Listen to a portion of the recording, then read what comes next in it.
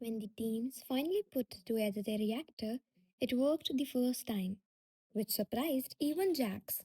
Fusion reactors usually need a lot of changes and calibrations, but this one worked well, with parts fitting together almost perfectly. Dr. Chen did the test and found something very interesting. She said, "The reactor is working 15% better than it should. The handmade parts have fewer stress points, better energy transfer, and more consistent tolerances. It's like the difference between mass produced and custom made." The students were amazed by what they had made. They had built something that worked better than what the factory said it would, using methods that most of them thought were old fashioned just a few months ago. A student asked, "How is this possible? How does making things by hand get better results than making things with precise machines?" "Because you were paying attention," Jack said. "When you forge something by hand, you can tell when it's right. You can hear when the metal is at the right temperature. You can see the grain structure developing. Automated systems follow programs, but you were responding to what the material needed in real time. That's the difference." The news about the reactor's success spread quickly throughout the institute and beyond. Other teachers began to ask Jax about how he did things. Researchers wanted to find out why parts made by hand worked better. The workshop was the most popular thing at the institute. But Jack's biggest success came from a student he didn't expect. As a sign of good faith, Admiral Corvax of the Kolvath Empire had been sent to the institute. The Kolvath were proud and looked down on anything they thought was beneath them. Corvax was a good example of these attitudes. He had made it clear that he thought the manual work was beneath him. For weeks, Corvax had only done the bare minimum, and it showed in every weld he did with great reluctance. Then there was the day when they worked with a rare alloy that was like Architect 7, the material from the Star Shaper. Corax was having a lot of trouble. The alloy wouldn't cooperate and broke every time he tried to shape it. He was getting more and more angry, but his pride kept him from asking for help. Jax came up quietly. "Want to know the secret?" "I don't need tricks," Korvac said angrily. "I need materials that act sensibly." Jax replied, "The material is acting rationally. You just don't know how to talk to it yet." He picked up a piece of alloy and a small hammer. "Watch." He hit the material and listened to the sound. "Do you hear that? It's sharp and brittle. The crystal structure is too stiff. Now, watch what happens when I heat it up the right way." Jax brought the sample to the right temperature, which he figured out by looking at it and feeling it. He hit it again. The tone was deeper and more musical. "Do you hear the difference? The structure is more flexible now. It wants to be worked. Before, you were trying to force it, and when it was stiff, now it's ready." Corvax saw Jax show him how to do it right, not forcing or commanding, but working with the way the material is. Jack's skilled hand shaped the alloy beautifully, even though it was so hard just a few months ago. "Try again," Jack said as he gave Corvax a new sample. "Pay attention to what it's saying." For the first time, Corvax put his pride aside and took the sample. He carefully heated it up and watched the colors change. He listened to the sound of the hammer hitting the stone. He looked for the small signs that showed he was ready. The alloy worked when he started working with it. Not perfectly. That would take more practice. But they worked together. The piece didn't break. It took shape. Korvac's face changed in some way. Wonder took the place of pride. "I've commanded fleets," he said in a low voice. "I've made choices that have affected billions of people. But I've never felt anything like this. The pleasure of knowing something so well that it responds to your touch. That's how it feels," Jack said. "That's what we've been trying to teach you. It's not about being primitive or advanced. It's about connecting, understanding, and respecting what you're working with. Korvax changed as a student from that day on. He stopped being arrogant and became truly curious and humble. He became one of Jack's most dedicated students and, in the end, one of his best. 6 months later, when the first class graduated, they were very different. They still knew a lot about theory and had a lot of respect for advanced technology, but they had learned something new: how to understand materials in a natural way, how to work with their hands, and how to respect the basic principles that all technology is built on. They took that knowledge back to their home worlds, where they taught others, spreading the idea of combining practical knowledge with theoretical knowledge throughout the galaxy. Ambassador Zerine was there for the graduation ceremony. Later, she found Jax in his workshop cleaning up. "You've done it again," she said. "Did what?" "Changed the galaxy," Zerine said. "These students will teach thousands more. They'll spread your methods to every corner of non space. The practical revolution you started is no longer just a movement, it's becoming the basis for a new way of thinking about technology and creation." Jax didn't seem to like the praise. "I just taught them what I know. It's the same things my mentors taught me when I was on Earth." "Yes," Zirin said, "but your mentors learned from their mentors, who learned from theirs, going back thousands of years. You're carrying forward the accumulated wisdom of human craftspeople throughout the history. And now that wisdom belongs to the galaxy."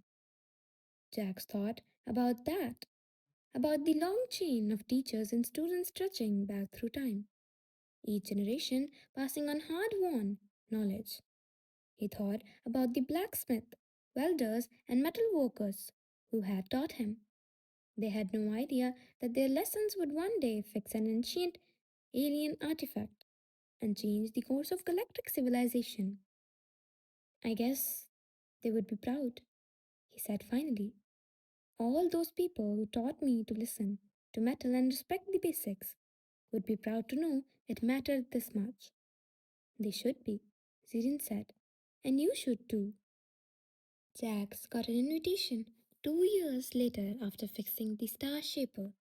It was a surprise to him that the architects our chief wanted him to come.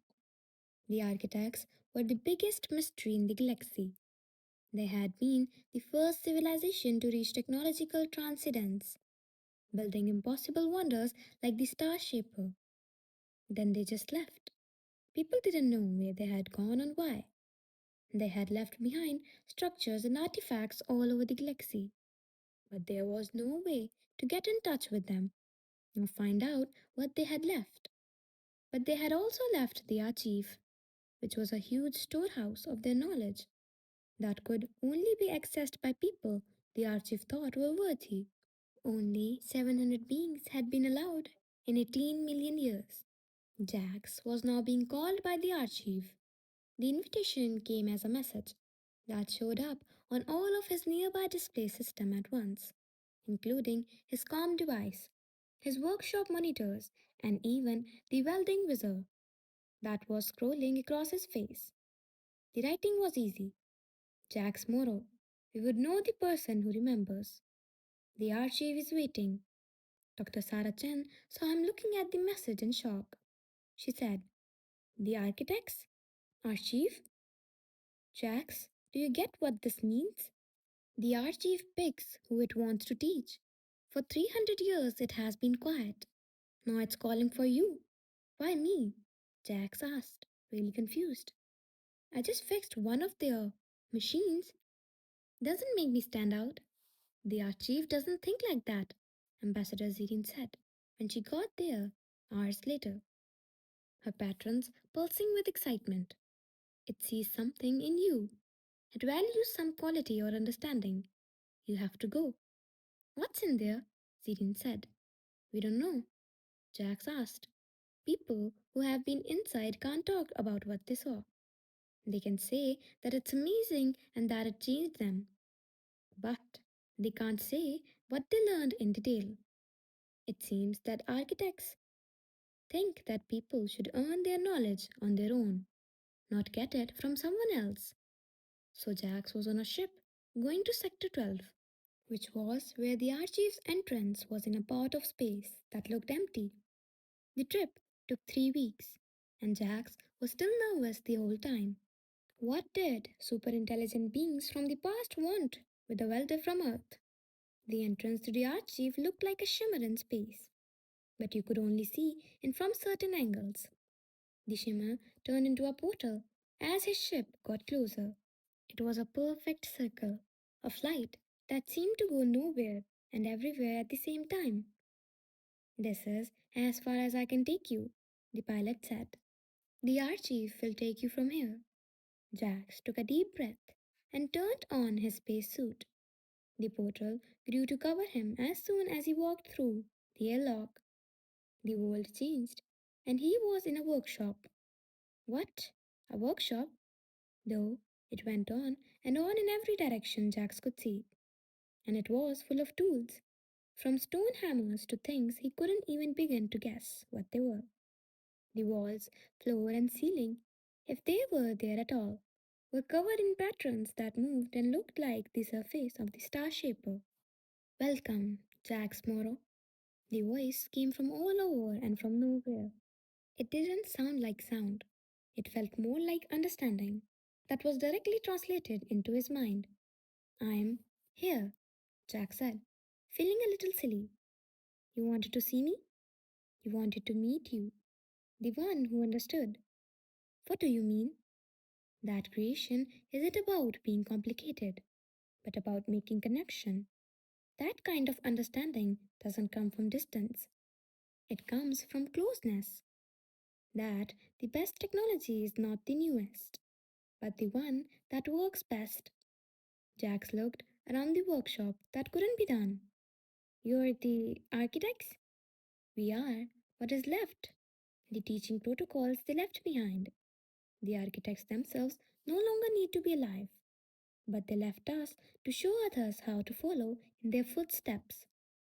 Next to Jack's was a workbench with a piece of metal on it that he knew right away was Architect 7, the alloy from the Star Shaper. There were simple tools next to it, like a hammer, a torch, and measuring tools. Shape this, the voice said. Show us what you know. Jax picked up the metal and felt its weight, temperature, and potential. He slowly heated it up and watched as the color changed and listened to the soft sounds it made as the shape changed. He carefully shaped it into a spiral that felt right, like the patterns of energy flow he had seen in the architect technology. While he worked, the archive said, the architects started out like you, as craft people.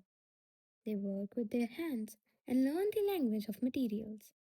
They moved forward, like all civilizations do, making technology that seemed like magic to people who lived before them.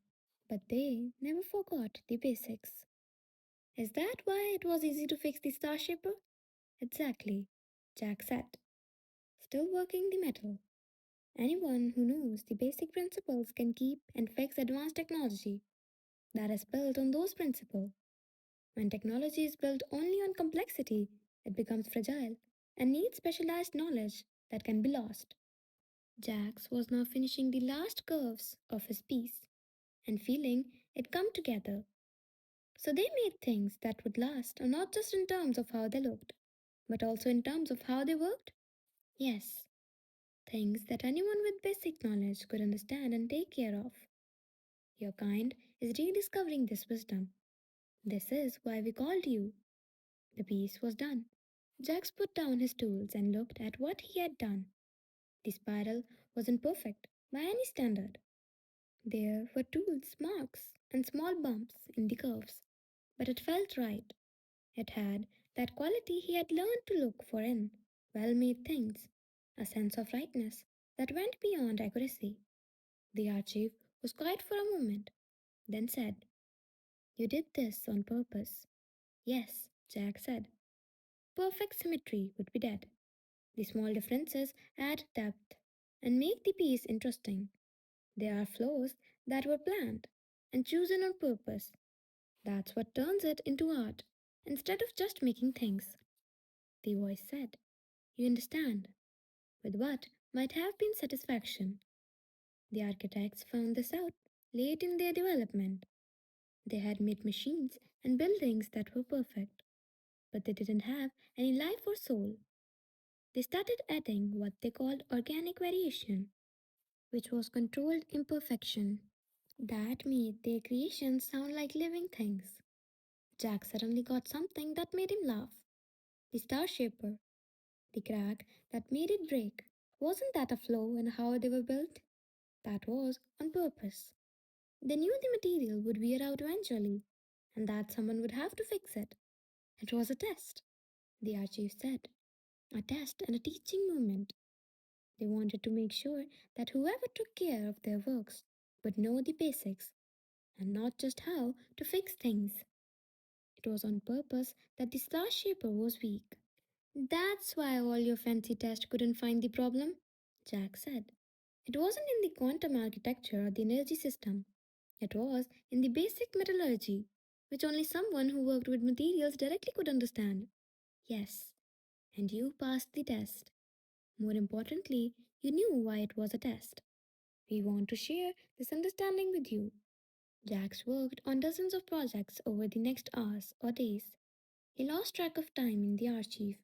Each one taught him something new about the architect's knowledge.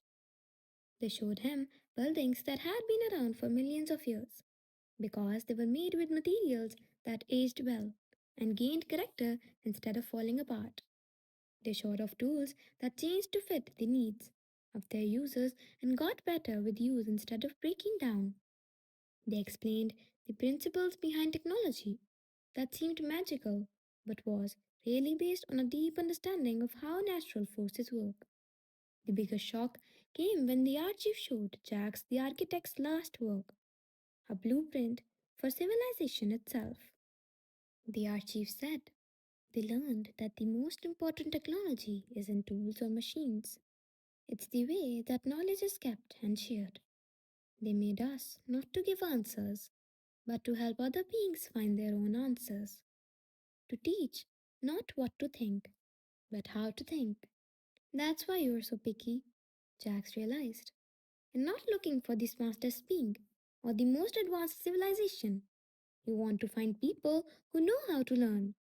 That's right. You know because you're a teacher now, even though you don't want to be called that. You know that you can't give someone true knowledge. They have to find it on their own with help. The archive showed Jack's visions of what could happen in future of the galaxy, not what would happen. He saw that civilizations were combining practical knowledge with theoretical knowledge to make technologies that were both cutting edge and easy to keep up with. He saw workshops on 1,000 worlds where people learned to use their hands before they learned to use their minds to move things around. He saw the synthesis he had helped start to grow and change in ways he could never have imagined. This is our gift to you, the archive said. Not answers, but a vision, knowing what you've helped start and what it might turn into. You got to decide what to do with this knowledge. What should I do? Jax asked. What you've always done. Make, teach, build, and inspire. You don't need to make big plans or think strategically. You just have to keep being what you are, a link between old knowledge and new knowledge, between hands and minds, and between theory and practice. The archive started to fade, or maybe Jax was being sent back to normal space. He heard the voice one last time as the world around him changed. Thank you, Jax Morrow, for reminding the galaxy of things it had forgotten. The architects would have liked you. He got back into his ship, and the portal closed behind him. The clock said he had been gone for 4 hours, but it felt like days. His hands were tired, which showed that the work he had done was real and not just in his head. But his mind was full of new ideas, connections, and possibilities. The archive didn't give him specific facts, it gave him understanding. understanding of how knowledge worked and it should be shared, and how civilizations could grow without losing their roots. As soon as Jax got back to Luna and the Institute, Dr. Chen knew something was different. What happened in there? She asked. Jax had a hard time explaining. It wasn't just a rule that you couldn't share details with others. It was a part of experience in some way. He couldn't go into detail, even if he wanted to, but he could share what he knew. They showed me that what we're doing here, putting together theory and practice, hands and minds, this isn't just a nice idea. It's a basic part of how technological societies should grow. It took the architects millions of years to learn it. We're learning it now, before we make mistakes that could trap us in the technology that is weak and hard to understand. He looked at Sarah, the institute around them, and the students working in workshops that were visible through the windows. We need to make this bigger. There are hundreds of institutes, not just one. Not just the best students, but everyone. Every engineer, scientist, and creator needs to know both theory and practice, as well as how to use their hand. Sarah said. That's a huge job. Yeah, Jax agreed. But we've already begun. The practical revolution is spreading by itself.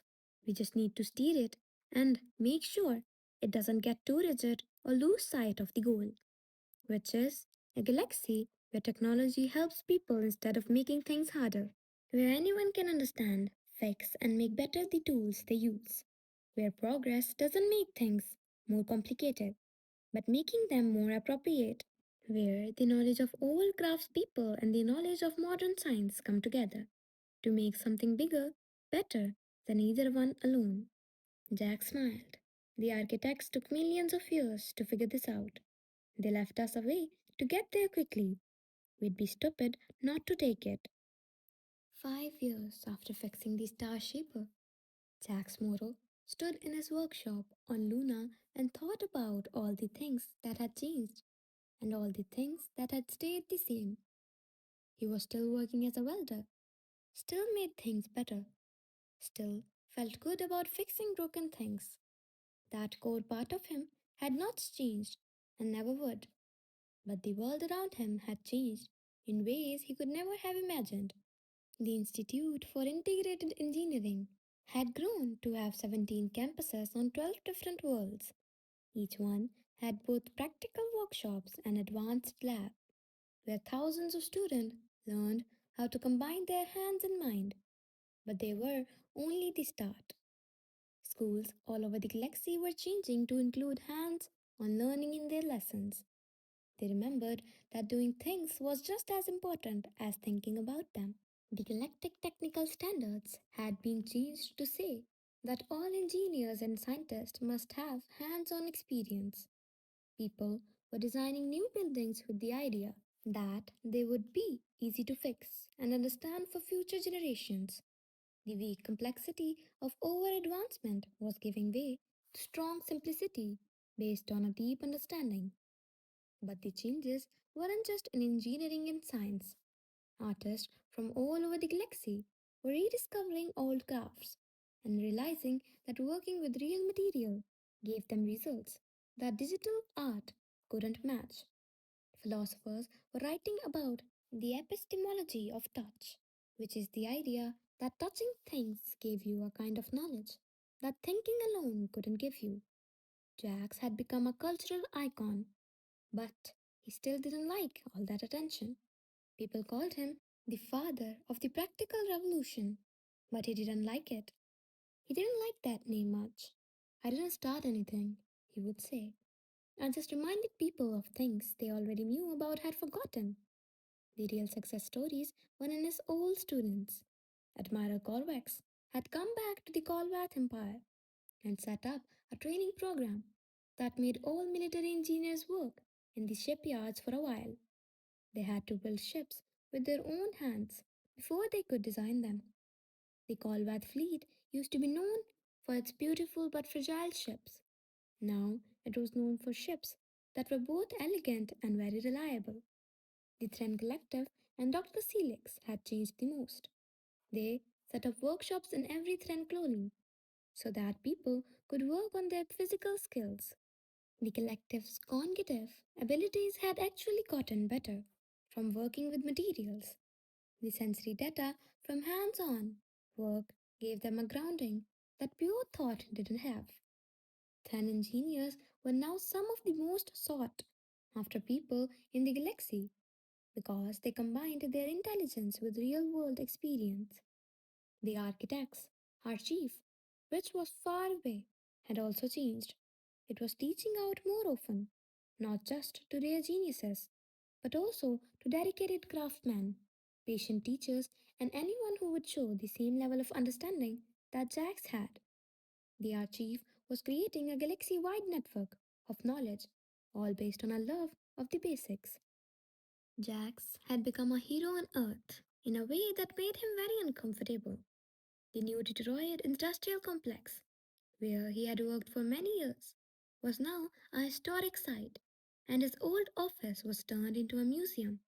Governments wanted him to help them make decisions about education. Companies paid him millions to promote their goods.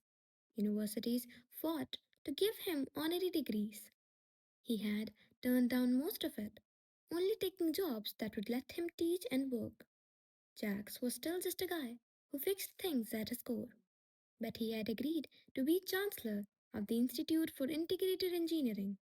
He didn't want to be an administrator because he hated paperwork, but he did want to shape the future of how knowledge was shared. He was in his workshop today because he had heard about new people. The environment stellar station was having problems with its structure. Highly skilled engineers had looked at it in great detail and suggested complicated fixes that included quantum stabilization and dimensional reinforcement. None of the ideas had worked. Sounds familiar? Jack said. It's kind of embarrassing, really. The engineers were angry. We've been looking at this for months, yes. And you missed the obvious. Your station's solar collectors put a lot of thermal stress on these structural members all the time, right? They heat up and cool down every time they turn. Yes, but our calculations showed that the materials should easily hold up. Your numbers were based on perfect conditions, Jack said. But nothing is perfect in real life. These wells, he said, pointing to the sample's connection points, are perfect from a technical point of view, but they're too perfect, there's no flexibility. So the thermal expansion has nowhere to go and is causing stress fractures. He took out his welding torch. Watch, I'm going to redo one of these welds with a little bit of imperfection on purpose. It will have controlled flexibility that lets it expand and contract without breaking. He showed the technique 20 minutes later. One minute, don't think the new weld was pretty. It had a texture that could be seen in some small bumps. But when it was heated and cooled down, it bent instead of breaking. Jack said, sometimes perfect is the enemy of functional. Your station needs well that can breathe and have built in organic tolerance. If you make them too perfect, they will break.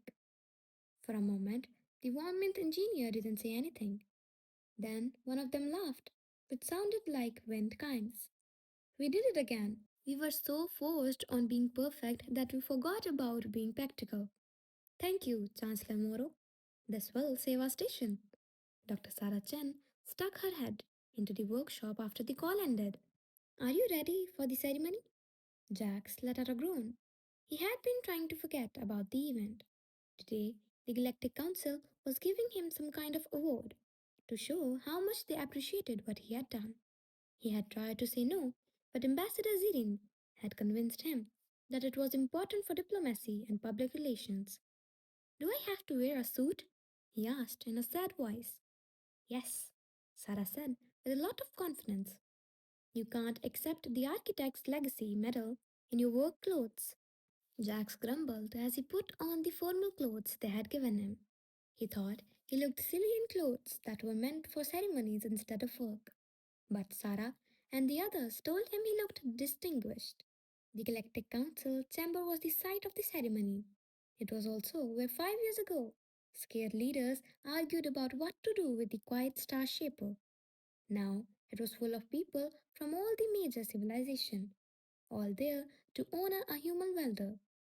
Ambassador Zirin gave the award, and her bioluminescent patrons glowed with pride. Jack's motto showed us that real progress isn't about leaving our roots behind, but building on them. He showed us that suffocation without understanding is weak, while fundamental knowledge used correctly is strong. He also reminded us that the best technology isn't the most complicated, but the most useful. She put the medal around his neck. It was made of Architect 7 alloy and was hand forged so that it was beautiful in its flaws. This medal was made by students at the Institute using skills that Jacques Moreau taught them. It is a symbol of the merging of ancient skills and modern technology and modern knowledge that has led to the rise of a new galactic civilization. Jacques took the medal and went up to the podium to speak. He hadn't written anything down, trusting that the right words would come to him when he needed them. He started with, "I'm not good at speeches," and laughter spread through the room. "I'd rather fix things and then talk about them, but I'll try. You bought me to fix an old machine. 5 years ago, I was scared. I was a nobody from Earth, and I was up against technology that I couldn't even begin to understand. But then I thought about it and realized that I didn't need to know the hard things. I only needed to know the basics, the building blocks of all technology. I've been trying to teach you that ever since. You shouldn't give up your advanced knowledge. It's valuable, important, and necessary. But don't let it blind you to the simple truths that are at the heart of everything. Metal is metal. No matter if it's earth steel or architect alloy, it gets hot, it gets cold, and it has grain structures, stress point, and ways to fail. You can work with any metal and fix any material problem if you know those basics. Everything follows the same rules. Energy moves in predictable ways. Structure needs to be stable and flexible. Materials have personalities, which means they behave in certain ways that you learn through experience. These truths don't change whether you're building a starship or fixing a pipe. It's not my specific techniques that I hope you've learned from me, but the way I do things. Start with the basics, learn by doing, trust your senses as much as your theories, and remember that the goal is not to make things complicated, but to make them work. The architects knew this after millions of years in progress. We are just starting to learn it as we explore the galaxy. This gives us an advantage over them. We can build our civilization on solid foundations from the start, instead of having rediscovered them later. Thank you for this award, but more importantly, thank you for learning. Thanks for being open to questioning your beliefs, trying new things, and remembering what you've learned in the past. The future we're making together, with our hands and minds, practice and theory, craft and science, is going to be great. And if it breaks, I know how to fix it.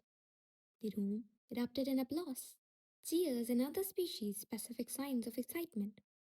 Jax stepped away from the podium, happy that the speech was over. But the most important moment for him came later, at the reception. A nervous young human student came up to him. She looked like she was no older than a teen, and she had just come from Earth. This was probably her first big event in the galaxy. "Mr. Morrow?" she asked with hesitation. "I'm Lisa Martinez, and I just started at the Institute. I'm studying to be a structural engineer, but I'm also taking your metalworking class." "How's it going?" Jax asked. "Hard," she said. "I went to a traditional engineering school where everything was theoretical. It's frustrating to use my hands to build things. I feel like I'm not good at it." "Yeah, you probably are," Jack said without hesitation. He then smiled at how shocked she looked. "At first, everyone is bad at it. That's fine. The first step to getting better at something is to be bad at it. Keep practicing and paying attention to what the materials tell you. And one day, you'll realize that you've developed that intuitive understanding. Did it take you a long time? Lisa asked. Years, Jack said. I started welding when I was 16, but I didn't really feel confident until I was in my late 20s. But every day I learned something new, got a little better, and understood a little more. That's how it works. You can't rush experience. But what if I never get better? What if I'm just not good at doing things with my hands? Jax put his hand on her shoulder. Talent helps, but persistence is more important. I've seen smart people fail because they thought they could learn things right way. I've also seen average people become great because they were patient and kept learning. Which do you want to be? Lisa stood up straight. The one who keeps on learning, Jax told her. Then you'll be fine. Just remember that every expert was once a beginner, and every master had a first day. You're right where you need to be. He saw her walk away with more confidence in her step, and he felt very happy. His real legacy wasn't medal awards or being remembered in history. It was helping each student find its own way and learn to trust their hands as much as their mind. Later that night, Jack sat at his window in his room on Luna and looked out at Earth.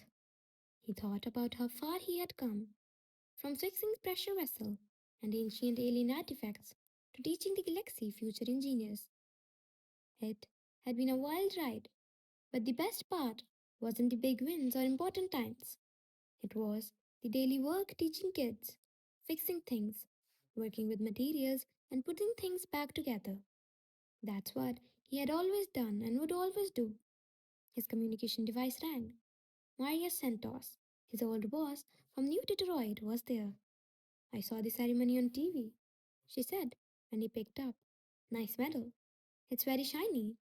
It's crazy, Jack said, but he was smiling. Maria, I'm just a welder, she corrected. You're the welder. The welder who changed the galaxy.